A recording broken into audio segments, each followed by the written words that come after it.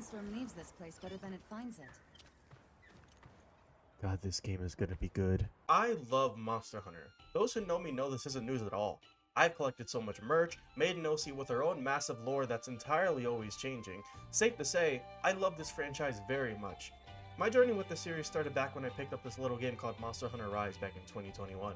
Ever since then, my life has completely changed. I've met so many friends during the years, played through the previous games, hosted community collabs, and I even met my girlfriend of 2 years through this series. To say it means a lot to me is putting it lightly. Fast forward to now, and we're right around the corner to the release of Capcom's most ambitious title yet, and a step into the next generation of the franchise, Monster Hunter Wilds. The excitement I have for this game is at an all-time high. The last time I felt this much anticipation for a game had to be Elden Ring in 2022. That game surpassed my expectations, and I fully expect Wilds to be the exact same. After all the extremely hyped trailers and reveals we've gotten so far for the game, along with a crazy good beta I put way more hours into than a normal person should for a goddamn beta, thank you Capcom for extending it because of Sony's server outage, it's safe to say that WoW has completely become my most anticipated game of 2025 by a long shot. There are so many topics I want to discuss here, so let's not wait and get straight to it. First off, oh my god, this game feels amazing to play. As a Dual Blades main in Rise, I fully converted to playing Greatsword in Wilds. Out of all the other weapons, the changes made the Greatsword just ticks in all the right boxes for me now. I feel like a lot of it has to be because of the new focus mode. This weapon absolutely benefits the most from it in my opinion. Combine that with the incredible wounds mechanic and they've made me a bona fide Greatsword enjoyer now. Out of all the monsters available to us in the beta, Raidou has to be my absolute favorite. So many aspects of its design just feel so alien to me. From its metallic roar to the strange patterns on its skin. We will be coming back to this, don't worry. I just love this railgun wyvern from top to bottom, and I look forward to fighting it endlessly in the full game. The amount of immersiveness this is going to have for us is really going to be unlike anything we've ever seen. The devs have done such a really good job at letting us just explore this world full of so much life. I legit found myself just walking around and staring at the scenery, literally watching creatures just live their lives for hours on end. No joke, I followed a Dasha Guman pack for literal hours, watching it do whatever the hell they want until they left the locale. As you can tell already, I'm not a normal human being. The one thing I deliberately haven't mentioned yet is the story of Wilds. This is the one thing that's infatuated me the most. Yes, I can go on about how fun the gameplay is going to be or which monsters I think should come back or how hot Ace Lancer is, but the story implications of this game may be the most groundbreaking thing this has to offer. Grab some snacks and let me explain. This is going to be a bit of a long ride. Monster Hunter's story has always had a similar type of structure to use as a base to work with. Get some experience as a hunter, eventually meet the flagship and make it your mission to hunt it down, realize there's an even bigger threat at hand and take it out to save everyone and roll the credits. Pretty much every game in this series follows this format and spins it in their own unique ways. It's almost like they use it as a canvas to paint their stories each time. I feel like it's a bit of a double-edged sword though, because on one hand you get some amazing stories that are loved by everybody, and on the other hand you get Listen, I love Rise a lot, and it's still my favorite game in the series, but that base game story was, yeah. Anyway, I'm not sure if I expect WoWs to follow this same exact formula to a T, but I still expect it to have some of it at least. This game's story potential has been in my mind for days on end. With every single trailer drop that happens and the more and more bits and pieces we see of it, I just get more obsessed and speculative to the point where I can't go a single day without thinking about it at least one time. I may need a little bit of help. So with all that in mind and the release coming around the corner, I want to throw my theory out here on what could possibly be happening in this game's story. If anything I say here becomes true, then I will eat an entire lemon in celebration and post it for you all to see. And I am not kidding either. I think the reason why the story of Wilds has me so interested is because of one monster in particular, and that one monster is our flagship, Arkveld. By the time this insane looking monster got revealed, I immediately had some questions. Like I mentioned earlier, I thought Raidou was pretty alien, but this guy takes it to a whole different level. Seriously, look at this dude! The chains on his arms, the Megatron-esque face helmet thing he's got going on, everything about this guy is crazy, and it's nothing like we've seen before. It almost makes Magnamalo look like a tame design at some points. But the more I think about this guy, the more he makes me think about how crazy Wild's story may really be. After the beta and the most recent trailer, we learned Arkveld is constantly absorbing energy from other things, including us. If you didn't notice from the beta, its pin attack gradually drains our health before it actually slams us down. Arkveld is clearly doing all of this for a greater purpose. It reminds me of another ore farming flagship we all know and love. That's right, Nibblesnarf! No, it's Gore. Gore Magala, obviously. To say Gore and Arkveld have similarities couldn't be more obvious. In Gore's game, it's spreading a frenzy virus that affects everything in its path, eventually evolving to Shigara Magala, its last stage of evolution. I think Arkveld is going into a complete opposite way while having the same goal. Where Gore is spreading, Arkveld is absorbing. The one we see in the beta clearly isn't all we'll see of it in the full game. We see a Rathalos donning a very similar color pattern to Arco than one of the trailers. It's clear that whatever it's doing is affecting monsters and almost changing them entirely. Also the same things the Frenzy virus caused. This is not an uncommon thing in the series at this point. We've seen it plenty of times. Apex, Afflicted, Arch-Tempered, Hyper, and so on. I fully expect to see more than just Rathalos looking like this as the game goes on. Gore's involvement in this game, as well as alongside many other monsters from 4, says more than enough too. Hell, we even have returning characters from it as well, a la Ace Lancer and Gemma. This is truly starting to feel like the sequel to that game, which is cool with me.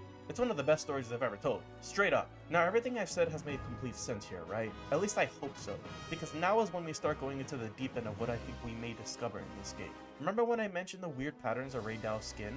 Well, turns out the other 3 Apexes, New Udra, Jin Haddad, and Uthduna, sorry I forgot there, they all have the same patterns on their skin as well. This is where I started going a bit beyond with my theories, and this is where everything went off the rails on my end. I am a complete mess with my theories right now, but I think I put everything together, and just hear me out for a little bit. Arkveld and the apexes of the regions almost don't seem really natural in a way.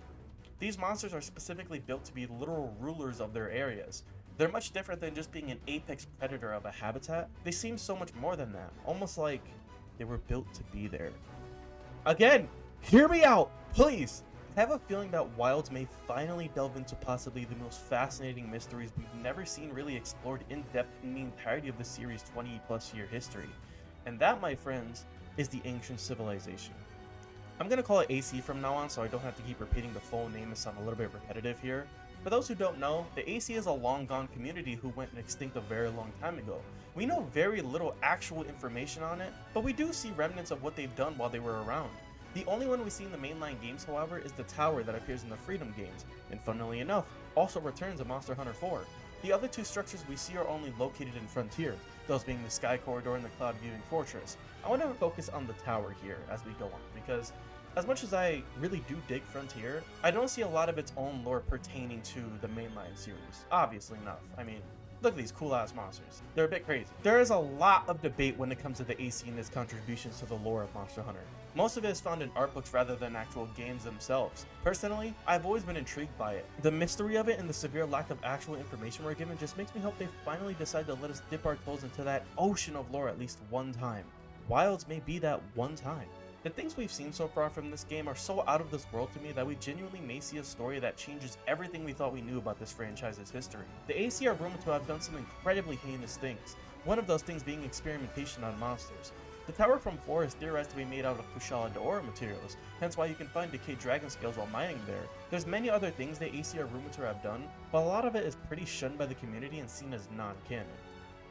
But I don't give a damn. The civilization has a lot of allegations to their name, one of them being the Forbidden Act. What this act was creating a new life form while ending another. The first creation they produced was the Eco Dragon weapon, an abomination, one of the coolest concepts I personally ever seen. I just love it so much, man. These artificial life forms would eventually cause the Great Dragon War, a war that took the life of an extraordinary amount of dragons and wiping out the civilization itself in its entirety. This war aligns with the legend of the Black Dragon, otherwise known as Fatalis, a monster we've seen plenty of throughout the series. I can go on more about this, but I've already said more than enough about it, I feel. And please, don't take this stuff I say as truth. A lot of it is speculation and found in just concept art books, so take almost all of it with a grain of salt here. Me though, I personally just love this stuff. Now, what does this have to do with the current topic at hand? I believe Monster Hunter Wilds will finally let us delve into the AC, or something akin to it. I believe the apexes in Arkveld aren't entirely natural creatures. They're just too out there for me to say for sure. It's so hard to say for now, man. If we can finally take a look at the most interesting mystery in the entirety of the franchise for the first time ever and make it a part of a mainline story, this may be the most groundbreaking story they've ever told. Another thing that intrigues me too in this game, for the most part, each game has us start off as a newbie/novice hunter. In Wilds, we're already experienced and established in the guild. We're specifically assigned to learn what's going on with Nada and his connection to Arkveld. This just interests me a lot. This isn't really going to be an ordinary mission. Overall, I just hope we get something involving what I mentioned, man. Even if it's just a crumb, just a peek. If not this, again, something similar to it in a way. Please! Man, the possibilities are endless. And this is just the base game. The base game, yeah, the base game. But no, this is just the base game. We're obviously going to get some massive expansion that tells even more story, but whatever that will be is a speculation for another day. I think I've yapped enough about my crackpot theories for one day. If nothing I mentioned happens in this game, I'll be fine. I'm still very confident this is going to be the most ambitious story they've ever told, and I'd bet my money on it this is going to be the best one as well. Well, that's my general thoughts on Wilds as a whole. I do have some more thoughts about this, but I don't want to keep you guys here for 7 hours straight. I don't think anybody's going to watch that unless you're crazy. I really can't wait for the release of this game. We're almost there, and I hope to see you out there on the battlefields whenever we can once again. I hope you have an amazing day or night wherever you are. If you enjoyed this, like, share, sub, the usual biz, and I'll catch you all on the next one. My name is Shen, and it's been real. I love y'all. Peace. Also, please bring back basic geese or else I'm gonna kill somebody. Bye!